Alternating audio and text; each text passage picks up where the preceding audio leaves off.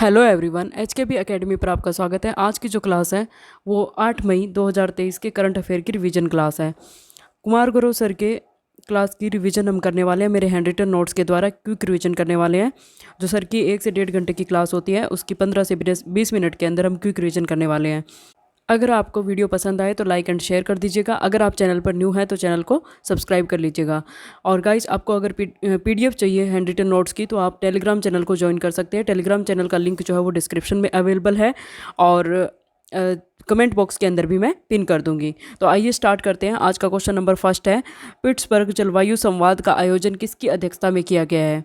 तो ये Berlin Germany में इसका आयोजन हुआ है और अध्यक्षता किसने की थी? जर्मनी और यूएई ने।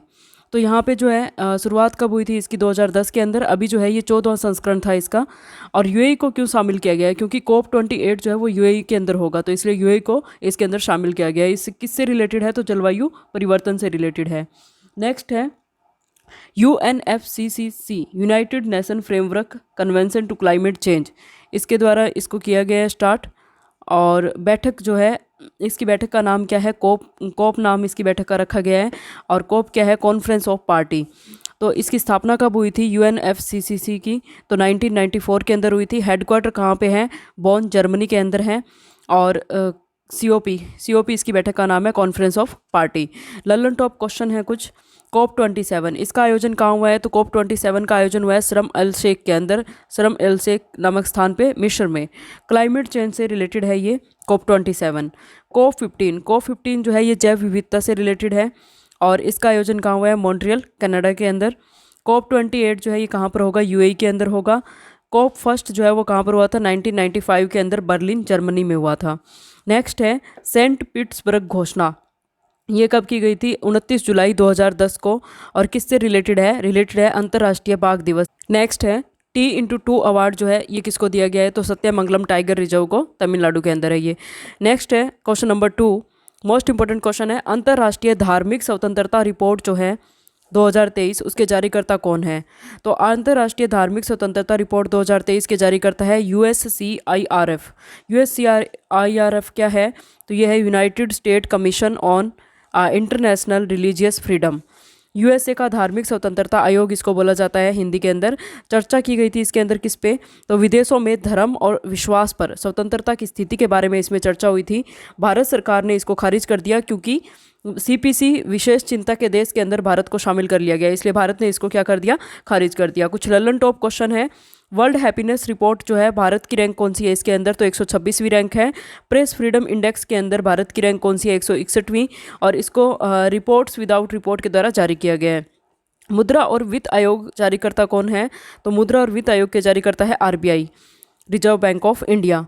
नेक्स्ट है आर्टिकल 25। आर्टिकल 25 के अंदर क्या है? इसमें अंतःकरण की स्वतंत्रता के बारे में बात की गई है। तो संविधान के अंदर 25 से 28 जो आर्टिकल है इसमें क्या है? धार्मिक स्वतंत्रता के मौलिक अधिकार का वर्णन है।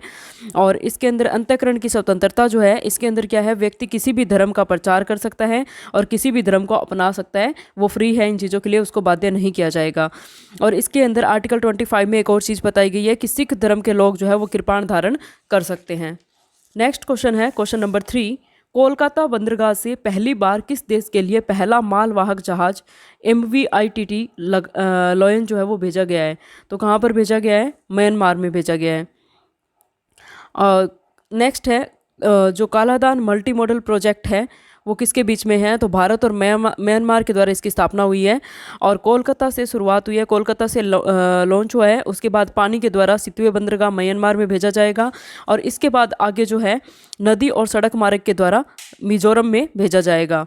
ये जो कालादान है ये नाम क्यों यूज किया गया है? तो कालादान नाम इसलिए यूज किया गया है क्योंकि वहाँ पे कालादान नदी है, उसके पानी का यूज होगा। पहला मालवाहक जहाज जो है MVITT लॉयन, इसके ये जो है कहाँ से लॉन्च किया गया है? कोलकाता से लॉन्च किया गया है।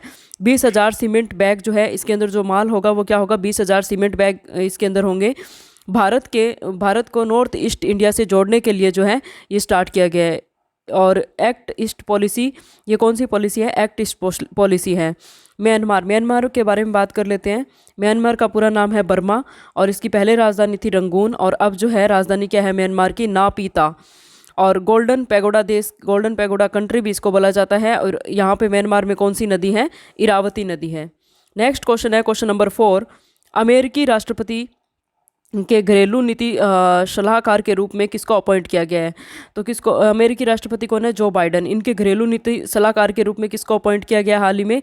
तो ये अपॉइंट किया गया है नीरा टंडन को। और नीरा टंडन जो है 3 राष्ट्रपतियों के साथ कार्य कर चुकी हैं। फर्स्ट क्लिंटन के साथ, सेकंड ओबामा के साथ, और थर्ड अब जो है जो बाइडन के साथ काम करने वाली हैं। तो ये क्या है? इस पद पर पहुंचने वाली पहली एशियाई अमेरिकी महिला हैं। और कमला हैरिस कौन है? तो कमला हैरिस जो है यूएसए की वर्तमान उपराष्ट्रपति हैं। बात करते हैं यूएसए के राष्ट्रपति के बारे में। तो यूएसए के राष्ट्रपति का कार्यकाल कितना होता है? तो 4 साल का होता है। और क्या ये री इलेक्ट हो सकते हैं? तो बिल्कुल हो सकते हैं। कितनी बार? 2 बार री इलेक्ट हो सकते हैं। अगर हम बात करें भारत की, तो भारत में री इलेक्ट कितनी बार हो सकते हैं? तो अनलिमिटेड टाइम्स। कितनी बार री इलेक्ट हो सकते हैं? जो नीरा टंडन है, इनके द्वारा जो ये नीरा टंडन है, ये अफोर्डेबल केयर एक्ट लाने वाली पहली एशियाई अमेरिकी महिला है। नेक्स्ट है कुछ ललन टॉप क्वेश्चन। डॉक्टर माणिक शाह जो है ये कौन है? त्रिपुरा के मुख्यमंत्री हैं। कॉनरेड संगमा कौन है? ये है मेघालय के नए सीएम हैं, नेशनल पीपल्स पार्टी के। नेफ्यू रियो ये कौन है? नागालैंड के सीएम हैं। सुखविंदर सिंह सिक्खू कौन है? हिमाचल प्रदेश के सीएम हैं। नेक्स्ट क्वेश्चन है, मोस्ट इंपॉर्टेंट क्वेश्चन है, नीरज चोपड़ा ने दोहा डायमंड लीग के अंदर कौन सा पदक जीता है? तो नीरज चोपड़ा जो है वो भारत के खिलाड़ी हैं, भाला फेंक के, और वर्ल्ड फेमस खिलाड़ी हैं ये। और इन्होंने गोल्ड जीता है दोहा डायमंड लीग के अंदर। सेकंड टाइम गोल्ड जीता है कि 88.67 मीटर दूर भाला फेंक कर। और इसके बाद जो है सिल्वर किसने जीता है इसमें? तो जैकब ने जीता है। चेक गंडाजे से हैं 88.63 मीटर दूर, मतलब कि ओनली 0.4 मीटर का डिफरेंस था इनका, 0.4 मीटर का। तो नेक्स्ट है वर्ल्ड एथलीट्स डे जो है ये कब मनाया जाता है? तो ये मनाया जाता है 7 मई को। और इसकी शुरुआत कब हुई थी? 1996 के अंदर शुरुआत हुई थी। इसकी थीम क्या थी इस बार? तो एथलेटिक्स फॉर ऑल, ये इसकी थीम थी। कुछ ललन टॉप क्वेश्चन है।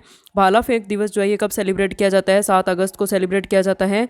और टोक्यो ओलंपिक के अंदर गोल्ड जीता गया था इसी दिन, तो इसलिए जो है 7 अगस्त को ये सेलिब्रेट किया जाता है। नेक्स्ट है फीफा वर्ल्ड कप 2022 के विनर कौन है? तो फीफा वर्ल्ड कप 2022 का विनर है अर्जेंटीना। किसको हराकर? फ्रांस को हराकर। इसका आयोजन कहाँ पर हुआ? दोहा, कतर के अंदर हुआ था। 22वें नंबर का था ये। नेक्स्ट है ओलंपिक में भारत ने व्यक्तिगत तौर पर कितने गोल्ड जीते हैं? तो 2 गोल्ड जीते हैं। एक जो है वो अभिनव बिंद्रा ने जीता है बीजिंग के अंदर गोल्ड। और कौन सा खेल था? तो शूटिंग। नेक्स्ट जो है सेकंड नंबर का वो किसने जीता है? नीरज चोपड़ा ने जीता है। टोक्यो ओलंपिक के अंदर पदक जो है 1 + 2 + 4 है। तो 1 गोल्ड है, 2 सिल्वर है और 4 ब्रॉन्ज है। तो भारत की रैंक कौन सी थी इसमें? 48th रैंक थी भारत की इसमें। जो 2 सिल्वर है वो किसने जीता है? द्रवी दहिया और मीराबाई चानू ने। नेक्स्ट है क्वेश्चन नंबर 6, एकता हार्बर बंदरगाह का शिलान्यास किया गया है किसके द्वारा? तो शिलान्यास किया गया है रक्षा मंत्री राजनाथ सिंह के द्वारा। और कहाँ पर किया गया है? मालदीव के अंदर। इसका निर्माण किसने बनाया है? इसको भारत के द्वारा बनाया गया है। नेक्स्ट है कुछ ललन टॉप क्वेश्चंस। चाबहार बंदरगाह जो है ये कहाँ पर है? ईरान के अंदर है, भारत के द्वारा। और किस लिए बनाया गया है? ग्वादर को काउंटर करने के लिए। ग्वादर कहाँ पर है? पाकिस्तान के अंदर है। और ये किसने बनाया था? चाइना ने बनाया था। नेक्स्ट है 8 डिग्री चैनल जो है वो किसके बीच में है? तो 8 डिग्री चैनल जो है वो मिनिकॉय और मालदीव के बीच में है। 9 डिग्री चैनल है वो मिनिकॉय और लक्षद्वीप के बीच में है। और मिनिकॉय और कवारती ये दोनों कहाँ पर है? लक्षद्वीप में है, भारत के अंदर। अंडमान और निकोबार के अंदर कौन सा चैनल है? तो इन अंडमान और निकोबार के बीच में है 10 डिग्री का चैनल। तो ये तीनों मोस्ट इंपॉर्टेंट है, याद रखिएगा। 8 डिग्री का चैनल है मिनिकॉय और मालदीव के बीच में। 9 डिग्री चैनल है मिनिकॉय और लक्षद्वीप में।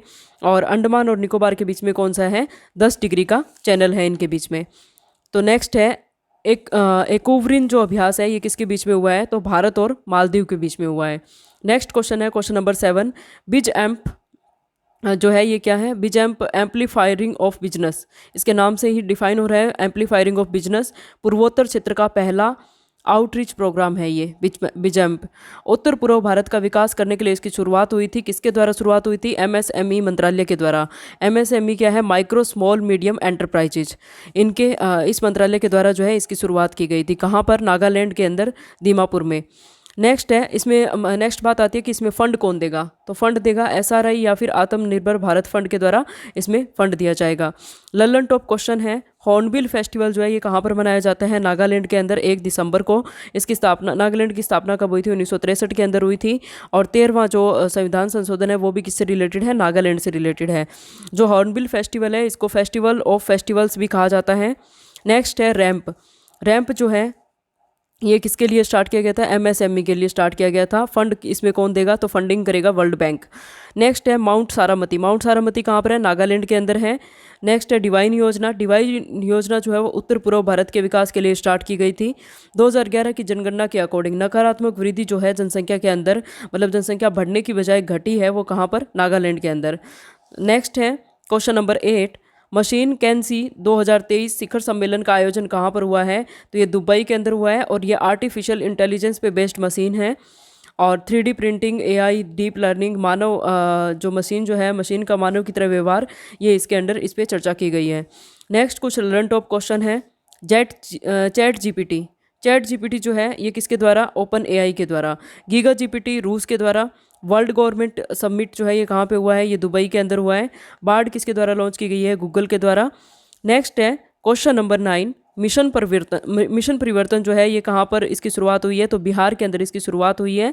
बिहार के उप मुख्यमंत्री कौन है? तो तेजस्वी यादव है। उद्देश्य क्या है इसका, मिशन परिवर्तन का? तो इसका उद्देश्य है स्वास्थ्य सेवा सुधार और स्वास्थ्य से रिलेटेड जो सेवा है उसमें सुधार करना, हॉस्पिटल आधारभूत सुविधाओं में सुधार करना, और नेक्स्ट है मरीज के परिजन जो है उनके बैठने की सुविधा उपलब्ध करवाना, ये इसका उद्देश्य है। तो नेक्स्ट कुछ है ललन टॉप क्वेश्चन, नालंदा विश्वविद्यालय का निर्माण जो है किसके द्वारा करवाया गया था? कुमार गुप्त के द्वारा। इसके अध्यक्ष कौन है? तो अरविंद पनगड़िया हैं। नेक्स्ट क्वेश्चन है, थर्ड बौद्ध संगीति जो है ये कहाँ पर हुई है? पाटलिपुत्र के अंदर हुई थी। इसके अध्यक्ष कौन थे? मोगलीपुतिसक। और सम्राट कौन थे उस टाइम पे? तो सम्राट अशोक थे। फर्स्ट जो है वो कहाँ पर हुई थी? राजगृह के अंदर। सेकंड वैशाली के अंदर। फोर्थ जो है वो कुंडलवन कश्मीर के अंदर हुई थी। नेक्स्ट है मुख्यमंत्री चिरंजीवी योजना जो है ये कहाँ पर स्टार्ट की गई है? राजस्थान के अंदर। बीमा राशि इसमें कितनी होती है? 25 लाख रुपए तक। नेक्स्ट है मिर्चा चावल, मिथिला मखाना और शाही लीची, इसका जो जीआई टैग है वो किसको मिला है? बिहार को। नेक्स्ट क्वेश्चन है क्वेश्चन नंबर 10, वनडे क्रिकेट के अंदर सबसे तेज 5000 रन बनाने वाले पहले बल्लेबाज कौन है? तो ये है बाबर आजम, पाकिस्तान से। 97 पारी के अंदर इन्होंने जो है 5000 रन बना दिए हैं। और इससे पहले किसके नाम पे था ये खिताब? तो हाशिम अमला के नाम पे था और ये साउथ अफ्रीका से थे। 101 पारी में इन्होंने बनाए थे। वनडे क्रिकेटर ऑफ ईयर जो है किसको बोला गया है? तो बाबर आजम को बोला गया है। नेक्स्ट कुछ ललन टॉप क्वेश्चन है, T20 प्लेयर कौन है? तो T20 प्लेयर है Surya Kumar Yadav. T20 world champion पुरुष विजेता कौन है? इंग्लैंड है। किसको हराकर? पाकिस्तान को हराकर। नेक्स्ट है अंडर 19 महिला T20 जो है इसके अंदर विनर कौन है? भारत है। और उप विजेता कौन है? इंग्लैंड है। कहाँ पर हुआ है? दक्षिण अफ्रीका के अंदर हुआ है। महिला प्रीमियर लीग जो है इसके स्पॉन्सर कौन है? टाटा है। विजेता कौन है? मुंबई है। कप्तान कौन थी? हरमनप्रीत कौर। और टीम जो है इसके अंदर कितनी इंक्लूडेड थी? 5 टीम इसके अंदर इंक्लूडेड थी। नेक्स्ट क्वेश्चन है क्वेश्चन नंबर 11 और नेक्स्ट क्वेश्चन है और आज का लास्ट क्वेश्चन है ये, असम भारत पहला अंतर्राष्ट्रीय मल्टी मॉडल लॉजिस्टिक पार्क जो है वो स्थापित होगा कहाँ पर? असम के अंदर। असम में भारत का पहला अंतर्राष्ट्रीय मल्टी मॉडल लॉजिस्टिक पार्क स्थापित होगा। तो गाइज आज का सेशन यहीं पे समाप्त करते हैं। अगर आपको क्लास पसंद आए तो वीडियो को लाइक एंड शेयर कर दीजिएगा। Thank you for watching.